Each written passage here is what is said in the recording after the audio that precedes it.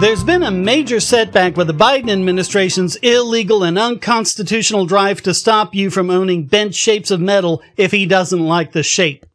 The Second Amendment has always been fundamentally about the natural right of self-defense, which naturally extends to the right to craft and customize weapons for that self-defense, including firearms. That right is not subject to changes in technology or the advent of mass production. But gun control advocates have been using that as a way to violate our natural self-defense rights by using the fact that guns are mass-produced by corporations by using a corrupt and ahistorical reading of the Commerce Clause. That was the entire basis for the Gun Control Act of 1968, in fact.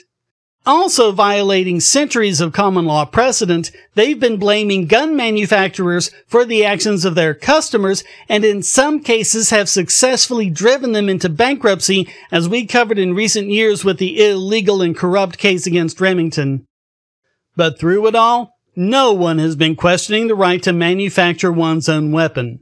If you have the skills to make a gun, you can do so. There's no corporate structure, no interstate commerce, or anything else like that which would allow the federal government to worm their way in. But we've also been covering the pearl-clutching politicians have been doing about 3D printing and how it can enable people to produce their own firearms at home much more easily than they could in the past. But again, changes in technology don't affect our rights, and government doesn't get to suddenly intervene when exercising our rights becomes easier. To get around that, they created the derogatory and misleading term ghost gun, attacking citizens who have always had the right to make their own firearms. Enter former police officer Jennifer Vanderstock and licensed firearm instructor Michael Andren. They owned components they intended to manufacture into firearms for their own personal use.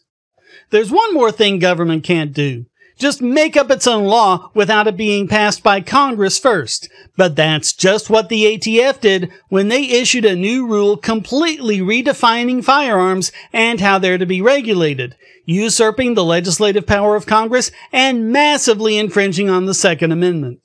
The Gun Control Act says that a firearm can be defined as just the frame or receiver, but the new rule states, quote, "The terms frame and receiver shall include a partially complete, disassembled, or non-functional frame or receiver, including a frame or receiver parts kit that is designed to or may readily be completed, assembled, restored, or otherwise converted to function as a frame or receiver." But they just got dealt a severe blow in Vanderstock v. Garland. A federal judge just granted a preliminary injunction blocking the ATF from enforcing their new regulations that prohibit Vanderstock and Andren from buying products with which to make their own firearms.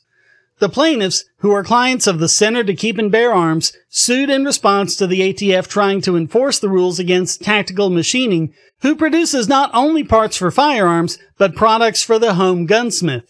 The owner of Tactical Machining said the new rule made the company cease over 90% of its sales. Their credit card company also threatened to stop providing services to them, which is how 95% of its customers pay. The court said that, since Congress didn't define frame or receiver in the Gun Control Act, it's left to the ordinary meaning, not whatever meaning the ATF wants to make up. Quote, "ATF's new definition of frame or receiver is facially unlawful. This further highlights that the final rule's expansion of authority to firearm parts that are not yet frames or receivers goes beyond Congress's definition. Section 478.12c is thus facially unlawful because it describes only parts that Congress intentionally excluded from its definition of firearm. It is purely an expansion of authority beyond the statutory language."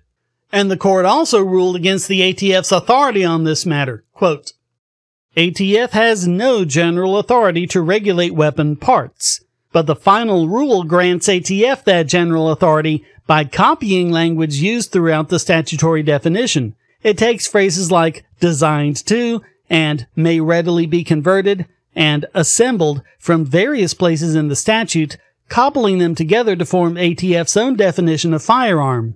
Those terms may add a patina of credibility to the drafting, but they tarnish Congress's carefully crafted definition. More importantly, they unlawfully expand ATF's authority beyond the boundaries set by the Gun Control Act. The court found that the plaintiffs had a strong likelihood of succeeding on their claims, that they showed substantial threat of irreparable harm, and that this represents a public interest, not merely personal. It's also good to hear a court acknowledge that not all financial losses can be recouped afterwards. Quote, generally, economic loss is not an irreparable harm because it can be recovered as damages at the end of the litigation. But an exception exists where the potential economic loss is so great as to threaten the existence of the movement's business. Tactical Machining's evidence establishes as much here, and defendants do not contest otherwise. Instead, defendants argue that Tactical Machining can avoid loss of its business by simply complying with the rule.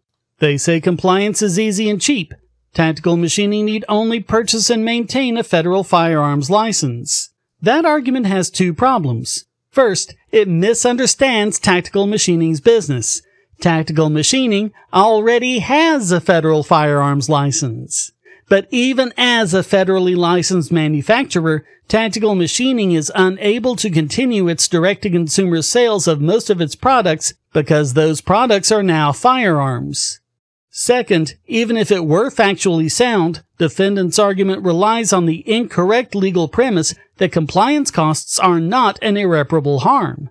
To the extent the final rule would impose additional compliance costs, defendants admit that such costs are non-recoverable, and non-recoverable means irreparable. So hopefully this is how the case and all other such cases continue to go. How many times do courts, especially the Supreme Court, have to smack down these notions before the narcissistic would-be tyrants in the White House and the ATF get the idea?